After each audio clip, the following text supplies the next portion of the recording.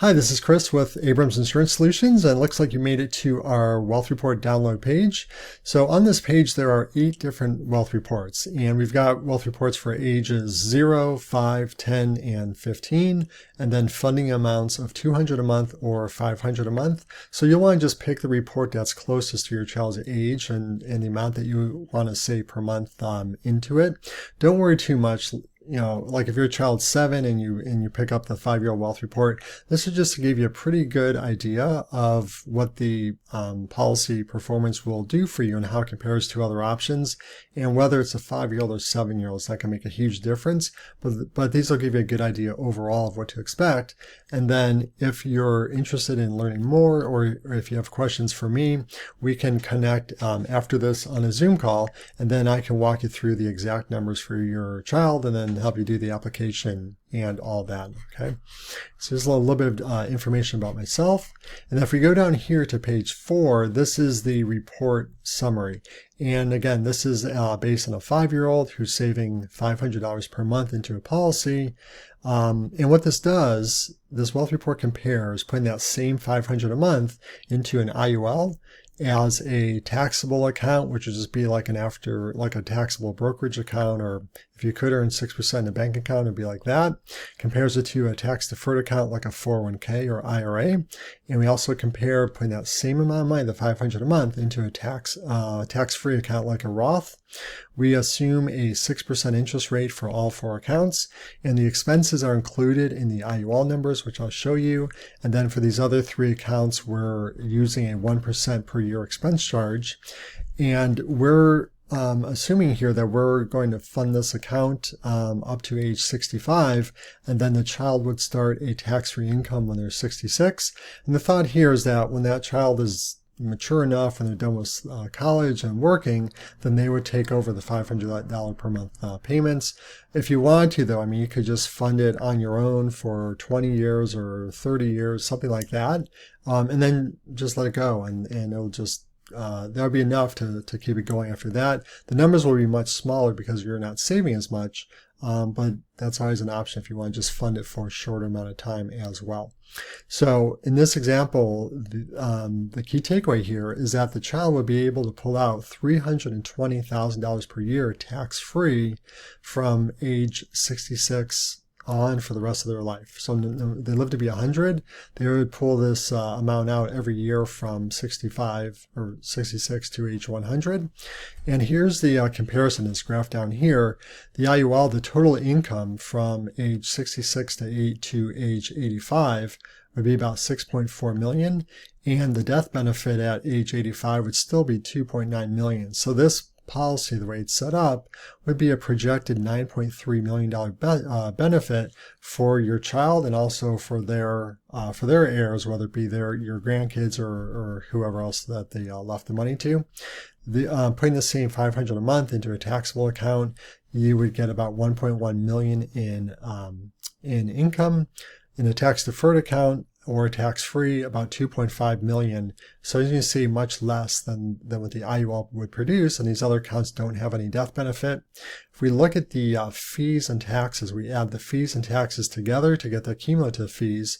And you see here the IUL from now, for the next 80 years would have about 580,000 in fees. But if we compare that to the taxable account, that would be about 672 in fees and taxes. The tax-deferred account is always going to be the most expensive, because when you pull the money out, you've got to pay taxes on everything that you put in, plus all the growth. So that would be about 1.6 million in taxes and fees, and the tax-free account would be 471. But remember that this tax-free account and the tax-deferred account, they would run out of money, meaning that the $320 per year would stop at age 73. And in the taxable account, they would run out at age 69. The IUL never runs out of money because of the way the loans work inside the policy. So super powerful compared to these other options. I won't go through every page here, but why we do this? Well, a big risk of our retirement, and typically one of our biggest expenses in retirement, are taxes. So this policy would be exempt from taxes. Even if they go sky high, at least they would not pay tax on this pot of money. We've all lately seen the stock market go up and down. I don't think that's going to stop anytime soon. So when the market drops and they lose money, this policy is protected without any market losses. Longevity risk, we have a lot of people do retirement income planning, and we put strategies in place so that they don't run out of money no matter how long they live. This policy would help with that, with longevity risk. And then inflation risk, historically it's still averaged around 2 to 3% over time. And this policy returning 6%, more than keeps up with inflation. This just talks about future taxes. But let me go down to the comparison, because I think this is probably the most important page here in the best comparison. This is where you can see the numbers side by side. So starting on the left here, this is after 1 year. The child's 6 years old.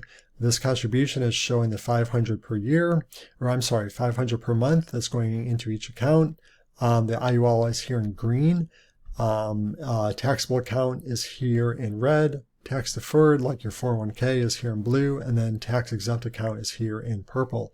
So an important thing to note here is that, when this child's 18, they have about $99,000 projected, and they could borrow out some of that money to use for college if they need to, or something else. And then you can see that as they get into their 20s and 30s, they've got $300,000, $400,000, $500,000 here in cash that they can borrow with no penalties, and use it for a down payment for a house or a business or anything else that comes up.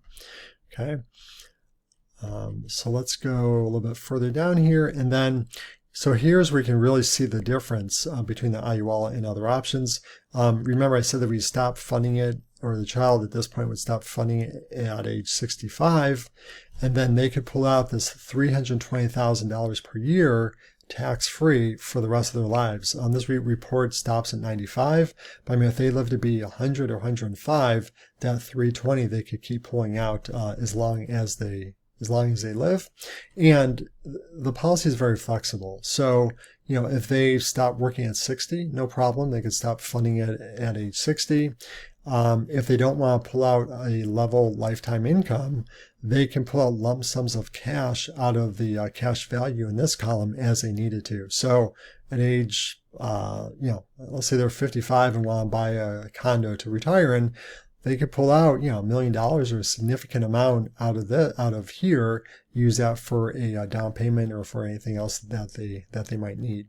So when we compare the IUL to the other options, here's in red is a taxable account. We pull out the same 320, and this account runs out of money just within 4 years. So huge difference here. 401k.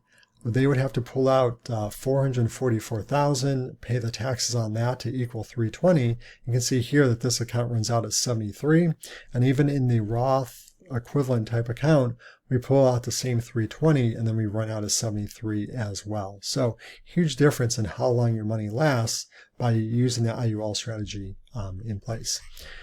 So the other thing I'll show you is the expenses, because there's a lot of financial advisors will say, well, life insurance is very expensive.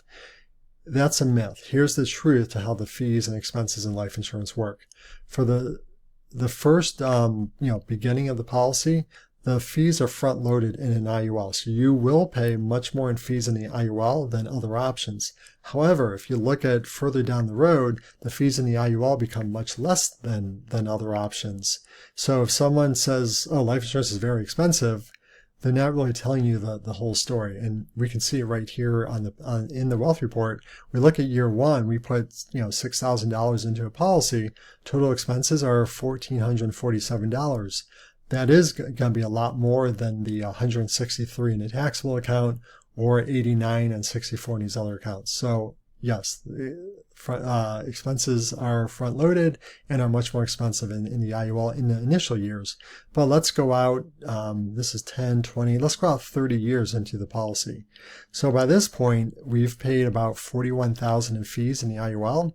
We look at the taxable account, well, we've got about $41,000 in fees in the taxable account. Plus, we've been paying tax every year on the growth in this account. So we have over $65,000 in fees for a total of $106, twice as much as the IUL. If we look here at our 401k, $69,000 in fees, about 150% of what the IUL is. And then even in the tax-free account here, $50,000 in fees at a 1% per year fee, and we've got 41,000 in the IUL. So that tells us right there that by 30 years into the policy, the IUL is under 1% per year in fees, and much less than these other options, especially ones where we're paying taxes on it. So let's go down a little bit further. If we go down here to right before these other, or right when we start taking money out, in the IUL, 164,000 in fees, and our taxable account, 631,000 in fees and taxes. 401k, 540,000 in fees, and we haven't even started paying taxes yet on that account. And then 389, double the IUL in the Roth account. So that is how the fees work in these policies. And I've had my own IUL for 15 years, and this is exactly how the fees, the fees are much less in my policy now than they were when they started. So anyway, so that's how the fees work. And then, we can kind of look at the history here. What this is what they did is that they looked at hypothetical returns for the rolling 20-year periods. 80% of the time, the policy, or this index, I should say, earned 7.19%. In the 90%, 90% of the time it earned 6.97%, and worst case scenario was 6.08%. And then we ran this report at a straight 6% return. So definitely very low compared to history. You can kind of see the maximum return and average return as well. So and then the other thing, it shows a comparison against the S&P. This is a little bit misleading because you're going to have the losses to in the S&P as well that you need to make up for. And just to make it clear, the IUL is not meant to replace or not meant to compete with the stock market. This is a strategy that you use that's more meant to replace the bonds in a portfolio, not the stock market. Although there are years when the IUL will way outperform the stock market, mainly because you're not suffering any losses in the IUL to make up for, versus having money in the market. So anyways, that's a walkthrough of a wealth report. And again, if you're looking at either different funding amounts or different ages, the numbers will correlate to your ages and funding amounts, but the overall concept is the same, and you'll see in the comparison that that's pretty much the same as well. So at this point, if you have an interest in either seeing exact numbers for your child, or if you have questions, I'll be happy to hop on a Zoom call and walk you through those questions or show you any different numbers. And then if you'd like to apply, the application we do online together. I typically do it on Zoom to make it easier. It takes maybe 25 minutes to fill out the application. There's no exam or anything like that for the child.